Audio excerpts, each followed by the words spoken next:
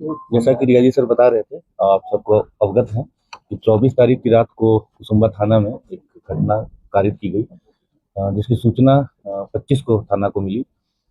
24 को मंगला जुलूस के दौरान जो मृतिका है, एक नाबालिग बच्ची है, वो मंगला जुलूस के बाद मिसिंग पाई गई। गांव के कुछ लोगों को ये बताया गया कि घर के सदस्यों के द्वारा कि ये मंगला जुलूस के बाद से कहीं गई है, मिल नहीं रही है, और उसको ढूंढने का प्रयास किया गया।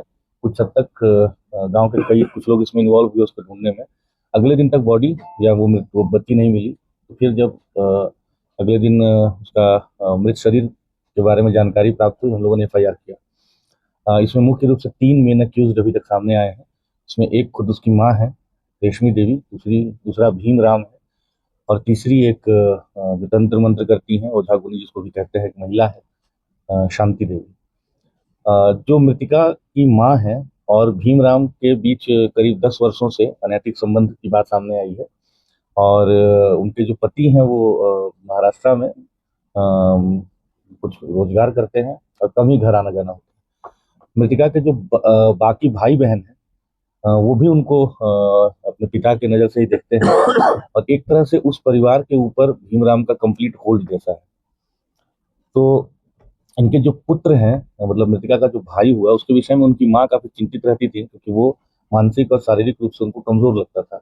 साथ में उनका इकलौता बेटा था, तो उनको हमेशा इस बात की चिंता रहती थी कि कैसे इसका भविष्य उज्जवल हो जाए, ठीक हो जाए, स्वास्थ्य स्वास्थ्य भी इसका अच्छा हो जाए।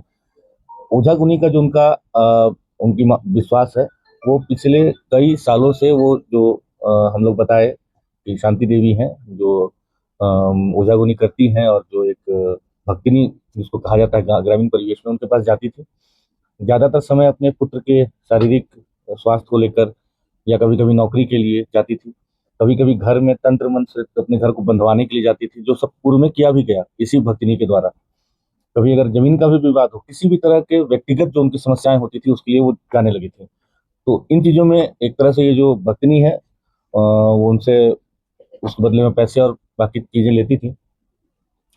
उनके घर में, जैसा मैंने बताया, कि हर चीज के लिए वो डिपेंड करती थी भीमराम के ऊपर। तो घटना के दिन ही जब ये अपनी मृतिका के साथ, छोटी बच्ची के साथ और भीमराम के साथ उनके घर गई, वो भक्तिनी के घर गई, तो उनके घर में एक छोटा सा, जिसको वो मंदिर कह रहे हैं, उसको धरती माता मंदिर या मनसा देवी मंदिर भी कहा जा रहा है, तो उस मंदिर में इनको बुलाया गया। हालांकि माँ बेटी दोनों दरवाजे से गई, लेकिन जो भीमराव था उसके विषय में बता रहे हैं कि वो पीछे के का जो छोटा सा बाउंड्री होता है, उसको कूद करके छुप करके आया। और उस समय पहले वो भक्तिनी के द्वारा बताया गया कि इसके ऊपर देवास आया हुआ है, तो माता आई हुई, जैसे हम लोग ग्रामीण बोलचाल में कहते हैं, और उसको टिकाव करके कुछ अपना मंत्र का वो ढोंग करके और छोड़ दी। बच्ची वापस से आकर के और जो मंगला जुलूस था उसमें पार्टिसिपेट करने लगी। और भक्तिनी के द्वारा बताया गया कि आप दोबारा से आइए, इसको लेके अच्छे मुहूर्त वगैरह के बारे में बताते हुए कि 9:30 बजे के 9 बजे के आसपास के बाद आना है। जब दोबारा से गए तो, और साथ में ये भी बताया गया कि जो हम आज करेंगे, इसका इलाज करेंगे, जो बलि हम देंगे, उसमें हमको एक मेल पुरुष का जरूरत पड़ेगा। तो मृतिका उनकी माँ इस काम के लिए भीमराम को दोबारा अपने साथ लेके गई, और मृतिका को भी लेके गई। उसको, बच्ची को पहले बताया गया कि उसको वहां बिठा करके, वो मंदिर में जो छोटा सा है, उसको मंदिर तो कहा जा रहा है जो भी, वहां पे बिठा करके उसको पूजा वूजा किया गया, टीका उका कुछ किया गया। उसको मुकुंदाना और इलायची वगैरह का प्रसाद खिलाया गया, और बोला गया कि तुम्हारे ऊपर कुछ दोष है, आज हम लोग जो उपचार कर रहे हैं, इससे तुम दोष मुक्त हो जाओगे। फिर इनकी मान्यता थी कि जो वहाँ बसवाड़ी है, जो हमारा, जहाँ से हमें शव बरामद हुआ बाद में, तो उसी बसवाड़ी में वहाँ के भूतों को बांध के रखते हैं। इस ये कह करके इसको वहां ले गए, और फिर वहां इसको लेटने के लिए कहा गया, और उसके बाद उसका भीमराम के द्वारा इसका गला दबा करके इसकी हत्या की गई। साथ ही उसको, जो उसको कॉलिंग स्टिक कहते हैं, उसकी मदद से, आप सब जानते हैं कि इंसर्शन किया गया ब्रूटली, और उसका सर फोड़ करके उसका खून लिया गया। ये सारी जो कृत्य हुआ है, इसमें हम लोगों के पास काफी पुख्ता एविडेंस और जो सूचना भी प्राप्त हो रही थी, और एविडेंस भी हम लोगों को मिला। सबको हम लोगों ने अरेस्ट भी किया, और हम लोग इस केस को बहुत गंभीरता से ले रहे हैं।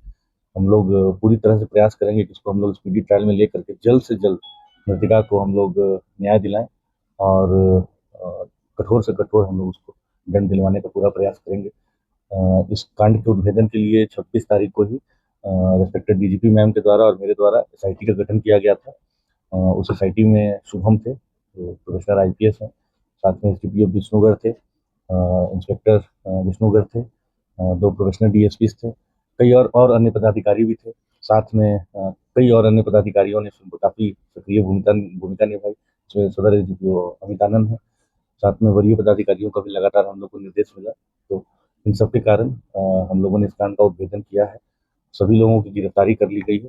जो विधि सम्मत सारे प्रोसेस हैं फॉलो किए गए हैं, आगे भी किए जाएंगे। और इस विभत्स घटना का हम लोगों ने उद्भेदन किया।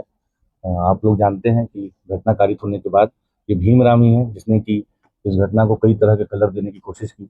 बार बार वो पुलिस को गुमराह करने के लिए, इन्वेस्टिगेटिव एजेंसी को गुमराह करने का प्रयास करता रहा। But finally on the basis of very good evidence हम लोगों ने तीनों को आज अरेस्ट किया है।